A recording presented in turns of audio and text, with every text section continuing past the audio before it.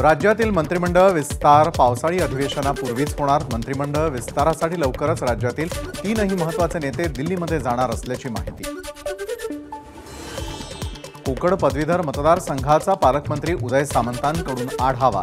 महायुतीचे उमेदवार निरंजन डावखरे यांना भरघोस मतांनी निवडून देण्याचं सामंतांचं कार्यकर्त्यांना आवाहन। नवी मुंबई विमानतळाचं 70% काम पूर्ण। मार्च 2025 पर्यंत विमानतळाचं काम पूर्ण होईल। केंद्रीय राज्यमंत्री मुरलीधर मोहोळ यांची माहिती। केंद्रीय उड्डाण राज्यमंत्री मुरलीधर मोहोळ यांच्याकडून पुणे विमानतळावरील नव्या टर्मिनलची पाहणी। पुण्यामधून आंतरराष्ट्रीय विमानं वाढवली जाणार, मोहोळ यांची घोषणा। भाजप नेत्या पंकजा मुंडेंच्या पराभवामुळे काही समर्थकांच्या आत्महत्या केलेल्या युवकाच्या घरी पोहोचलेल्या पंकजा मुंडेंना अश्रू अनावर। रायगडच्या महाड-भोर राष्ट्रीय महामार्गावर कोसळली दरड। सुदैवाने महामार्गावर कोणत्याही प्रकारचं वाहन नसल्यामुळे मोठा अपघात टळला।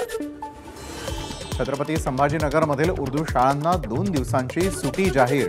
17 आणि 18 तारखेला सुटी मिळावी यासाठी शाळांनी जिल्हा परिषद सीओ यांच्याकडे केली होती मागणी। अभिनेता सलमान खानला जीवे मारण्याचा कट रचल्याप्रकरणी मुंबईच्या साऊथ सायबर पोलीस ठाण्यामध्ये गुन्हा दाखल। बिश्नोई गँगशी संबंधित व्यक्तींनी एक व्हिडिओ यूट्यूबवर पोस्ट केला होता। यात सलमान खानला जीवे मारण्यासंदर्भात वक्तव्य केल्याचा आरोप।